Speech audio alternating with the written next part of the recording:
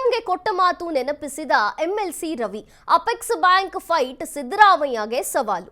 ಸಿಎಂಗೆ ಕೊಟ್ಟ ಮಾತನ್ನ ಎಂಎಲ್ಸಿ ರವಿ ನೆನಪಿಸಿದ್ದಾರೆ. ಅಪೆಕ್ಸ್ ಬ್ಯಾಂಕ್ ಫೈಟ್ ಸಿದ್ದರಾಮಯ್ಯಗೆ ಸವಾಲೀಗ. ಅಪೆಕ್ಸ್ ಬ್ಯಾಂಕ್ ಫೈಟ್ ಸಿದ್ದರಾಮಯ್ಯನವರಿಗೆ ಸವಾಲು. ಸಿಎಂ ವಿರುದ್ಧ ವಚನ ವ್ಯೂಹ ಹೂಡಿದ ಎಂಎಲ್ಸಿ ರವಿ. ನಾವು ಅಪೆಕ್ಸ್ ಬ್ಯಾಂಕ್ ಅಧ್ಯಕ್ಷ ಸ್ಥಾನ ಕೇಳಿದ್ದು ನಿಜ. ಸಿಎಂ ಡಿಸಿಎಂ ಉಪಸ್ಥಿತಿಯಲ್ಲೇ ಬೇಡಿಕೆ ಇಟ್ಟಿದ್ದೆ. ಅವಕಾಶ ಕೊಡಿ ಎಂದು ಹೈಕಮಾಂಡ್ ಬಳಿ ಕೇಳಿದ್ದೆ. ಸಿಎಂ ಸಹ ಅವಕಾಶ ಮಾಡಿಕೊಡ್ತೇವೆ ಎಂದಿದ್ರು. ಹೊಸಬರಿಗೆ ಅವಕಾಶ ಮಾಡಿಕೊಡಿ ಅಂತ ಕೇಳಿದ್ವಿ. ಎಂಎಲ್ಸಿ ರವಿ ಹೇಳಿದ್ದಾರೆ, ಮಾತು ಕೊಟ್ಟಿದ್ದೀರಿ, ಮಾತಿನ ಪ್ರಕಾರ ನಡೆದುಕೊಳ್ಳಿ. ಸಿಎಂ ನಿರ್ದೇಶನದ ಪ್ರಕಾರ ನಾವು ನಡೆಯುತ್ತೇವೆ. ಅಧ್ಯಕ್ಷರ ಅವಿರೋಧ ಆಯ್ಕೆಗೆ ಸಿಎಂ ಸೂಚಿಸಿದ್ದಾರೆ. ಕೆಎನ್ ರಾಜಣ್ಣ ಅಡ್ಡಗಾಲು ಬಗ್ಗೆ ನನಗೆ ಗೊತ್ತಿಲ್ಲ ಅಂದಿದ್ದಾರೆ ರವಿ.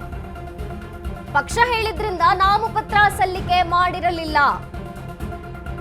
ಸಿಎಂ ನಿರ್ದೇಶನವನ್ನ ಪಾಲಿಸಬೇಕು, ಪಾಲಿಸಿದ್ದೇವೆ. ಡಿಕೆ ಸಂಬಂಧಿ ಎಂಎಲ್ಸಿ ರವಿ ಸ್ಫೋಟಕ ಮಾತುಗಳನ್ನಾಡಿದ್ದಾರೆ. ಪಕ್ಷವನ್ನ ಗೌರವಿಸಿ ನಾನು ಸಲ್ಲಿಕೆ ಮಾಡಿರಲಿಲ್ಲ ನಾಮಪತ್ರವನ್ನ. ಆದ್ರೆ ಅಪೆಕ್ಸ್ ಬ್ಯಾಂಕ್ ಫೈಟಿಗೆ ಸಿದ್ದರಾಮಯ್ಯನವರ ಸವಾಲೇನಿತ್ತಲ್ಲ, ಸಿಎಂ ವಿರುದ್ಧ ವಚನ ವ್ಯೂಹ ಹೂಡಿದ್ದಾರೆ ಈಗ ಎಂಎಲ್ಸಿ ರವಿ.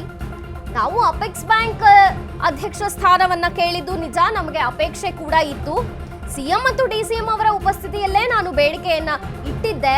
ಅವಕಾಶ ಕೊಡಿ ಅಂತ ಕೂಡ ಹೈಕಮಾಂಡ್ ಬಳಿ ಕೇಳಿದ್ದೆ. ಅವರ ಉಪಸ್ಥಿತಿಯಲ್ಲಿ, ಸಿಎಂ ಹಾಗೂ ಡಿಸಿಎಂ ಅವರ ಉಪಸ್ಥಿತಿಯಲ್ಲೇ ನಾನು ಕೇಳಿದ್ದೆ, ಅಪೇಕ್ಷೆ ಇತ್ತು.